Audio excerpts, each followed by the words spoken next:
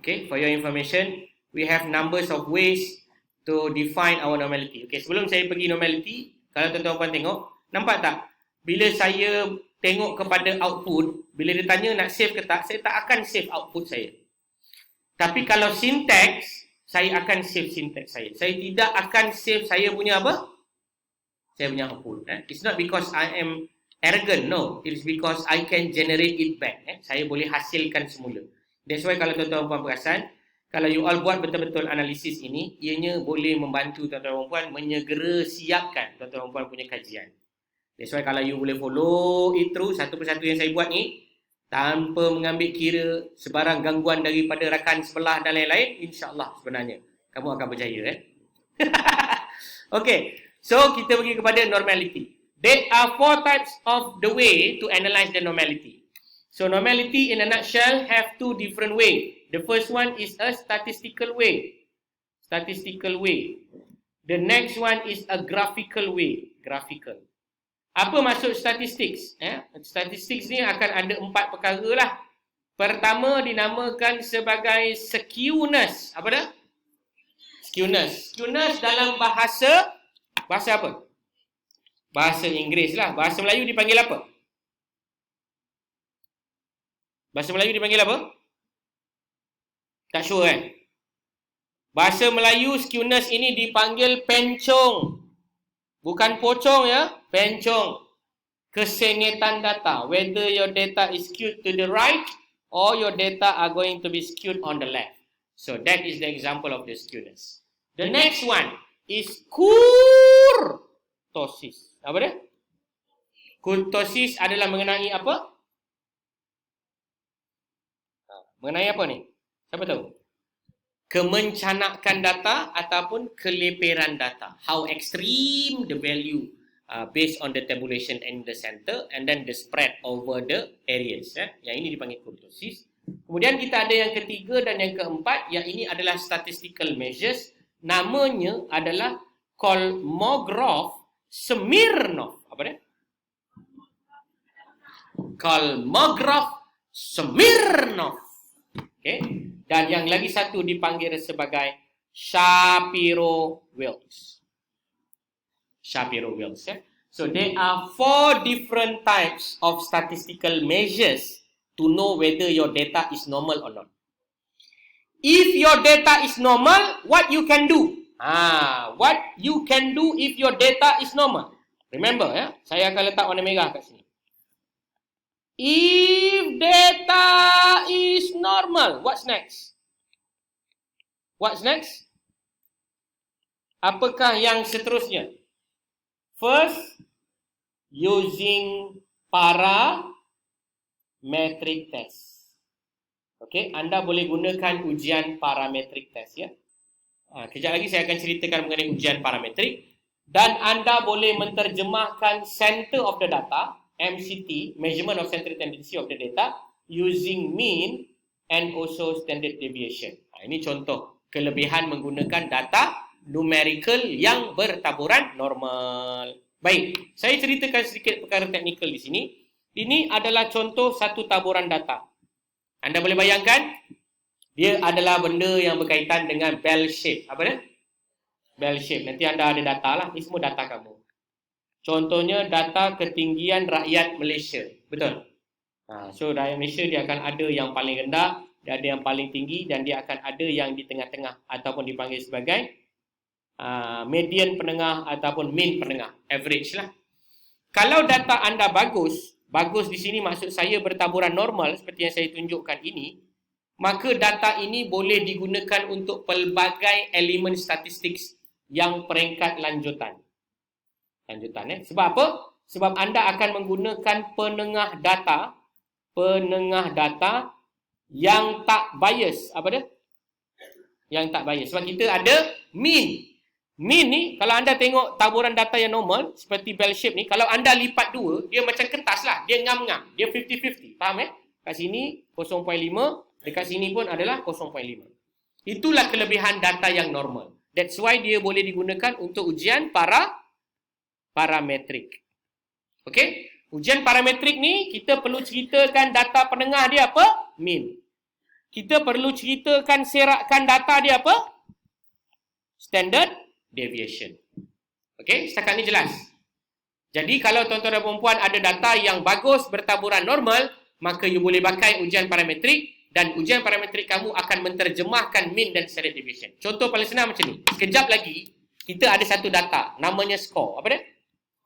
Skor data ni kita nak tahu dia normal tak normal. Ini adalah kita punya DV ke IV. Dah lupa dah pula skor mana pula ni. Kan? Dah lupa. Tiba-tiba lupa.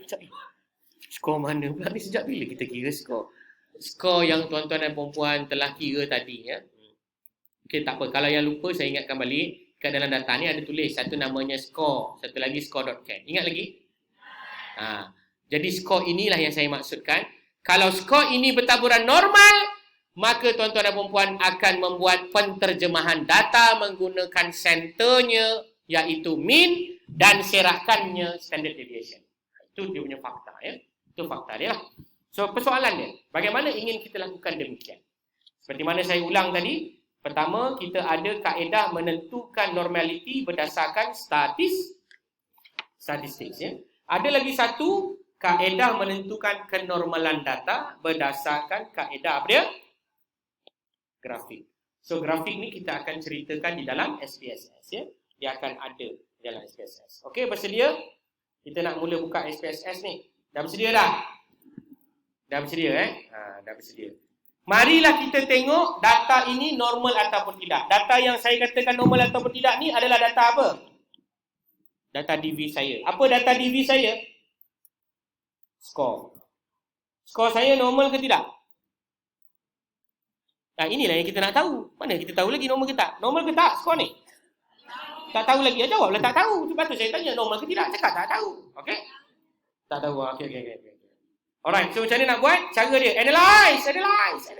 Descriptive explore. Apa dia? Analyze, descriptive, explore. Dah sudah? Analyze, descriptive, explore. We want to know whether the data is normal or not normal. Why we need to know the data is normal or not normal? Okay, saya ceritakan balik semula. Ada nanti yang anda lupa. Ingat objektif kajian kita apa? Ingat tak? Objektif kita adalah mengetahui demografik responden. Dah jawab dah soalan ni. Objektif kedua, nak membuat comparison. Sebelum boleh buat comparison. Nak compare apa pula tu? Compare knowledge. Knowledge ni kita punya DV, betul tak? Jadi macam mana nak compare knowledge kita punya DV? Kita kena tahu nak guna test apa. Jadi macam mana nak tahu nak guna test apa? Kena tahulah dulu data ni normal ke tidak. Itulah dia punya sebab. Kenapa kena buat yang step kedua adalah ujian normality. Ya? Therefore, the next chapter of the day, we are going to use the normality. Ya? So next ni kita akan belajar tentang normality test. Normality test for knowing the type of testing that will be used. Okay, so this is the idea. Cara dia tadi adalah analyze, descriptive, explore. Kemudian tuan-tuan akan masukkan data DV dalam dependent list. Apakah data DV kita? Score. Masukkan score dalam dependent list. Okey, kemudian tuan-tuan dan puan-puan boleh tekan butang plots. Okey, dah sudah? Tekan dua butang berikut ya, histogram dan normality plot with test. This is the only way to know whether the data is normal or not. I make a repetition. First of all, go to analyze, followed by descriptive, followed by explore. Dah sudah? Dah. Okay, now you must enter something on the dependent list, which is in this case is your DV. What is your DV? Ladies and gentlemen, score. Then put your score inside your dependent list, and then after that followed by the plots. Inside the plots, a radio button, please check these two boxes. The first one is histogram, and then the next one is normality plot with test. Okay, dah sudah? Apa yang saya cakap ni ada tak dekat dalam menu kamu? Ada. Kalau tak ada, maksudnya anda software yang lain. Tekan butang continue and then go for the paste. After you click the paste button over there, then the syntax are going to be generated. Make sure you highlight the syntax as follows and followed by the Control R, Command R, or you run using the green button over there. And then the output are going to be generated like this. So whether the data is good or not, let us interpret together. Keluar tak gambar ni? Keluar or dot keluar? Keluar. So now, how to obtain the normal curve? You need to double click on the histogram. You double click on the histogram. Double click lah. You click. Macam tu. Dah double click dah? And then you have a pop-up menu for the chart editor, followed by this icon, the very small one on the top right. The top right, where it's indicate the show normal distribution curve. You can click that one. It's going to be perform some pop-up asking you what kind of chart line that you want to develop. In this case, I'm going to use 44, which is the normal curve. So you can see over here, we got quite meaningful information which is suggests that majority of the data is normally tabulated. Betul tak? Ni data ni nampak macam normal kan? Cuma data ni ada beberapa orang yang merupakan orang-orang yang ekstrim lah, ada extreme values. Contoh tengok yang sebelah kanan tu kan, dia seorang je tu. Dia seorang je yang ada markah yang tinggi. Mana dia seorang je bijak Okey, so far dah ada dah. Kalau dah ada, saya minta anda produce sekarang sampai keluar macam ini. Kejap lagi saya nak ajar macam mana nak membuat interpretasi. Boleh?